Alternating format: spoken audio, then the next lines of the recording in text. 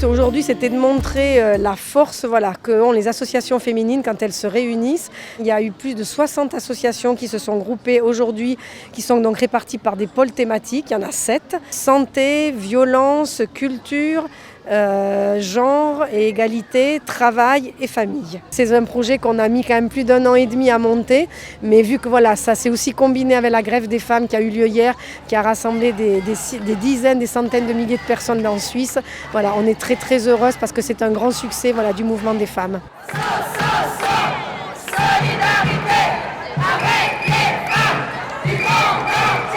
L'idée, c'est de montrer non seulement ce qu'on peut faire pour aider les femmes, et puis collectivement, qu'est-ce qu'on peut aussi dégager comme force et comme complémentarité entre nous. Et à première marche, donc le cours de VOEF, on fait le bilan, comme le bilan portfolio, jusqu'à poser un projet professionnel. Et le cours continue ensuite pour accompagner les personnes dans l'étude de faisabilité du projet. Aujourd'hui, dans le cadre des bastions de l'égalité, on est réunis sous la tente, sous la thématique travail, économie, insertion et formation. Et nous sommes 7 associations à collaborer ensemble sous cette tente thématique. Dans le cadre des bastions de l'égalité, on a essayé de voir quelles sont les thématiques qui concernent vraiment les femmes aujourd'hui et pour lesquelles il y a vraiment du travail à faire encore pour avoir plus d'égalité, pour s'insérer, pour nous notamment dans le marché du travail, parce que c'est un aspect qui est quand même important et les femmes aujourd'hui, dans la loi, elles ont acquis l'égalité, mais dans les faits, on voit qu'elles ont de la peine à s'insérer sur le marché du travail, surtout les femmes qui sont migrantes ou peu qualifiées. Elles ont accès souvent à des métiers pour autant qu'elles l'aient, qui sont aussi peu qualifiés, mal rémunérés.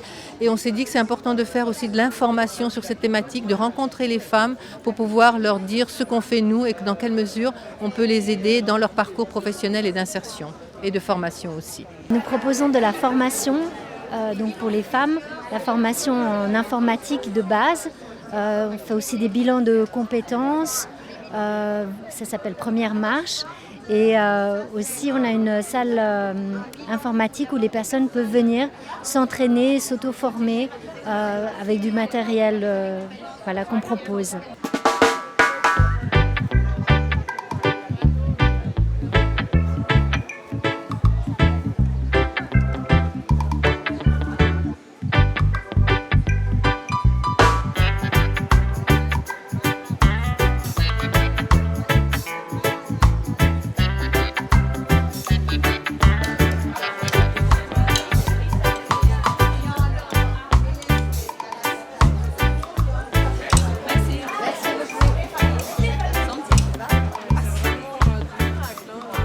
On a un stand avec un assiette de 5 pays, donc l'Espagne, Iran, Mexique, Pérou et Syrie.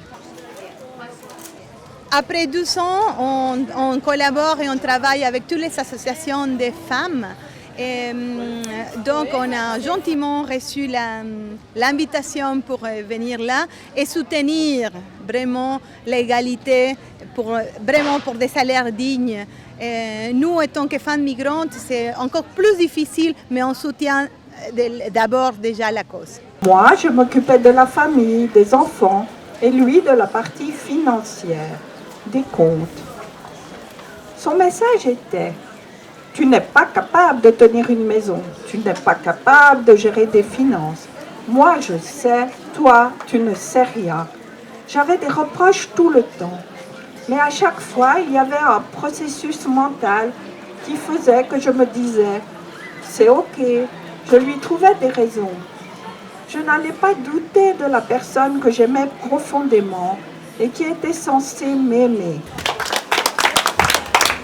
Les enfants découvrent que finalement tous les métiers sont pour elles et que tous les préjugés qui s'abattent sur elles ont le pouvoir de les discuter, de les questionner, de les surmonter. C'est précisément le deuxième observatoire travaille avec nous dans ce domaine, des directions d'école qui demandent à être formées sur ces questions de genre.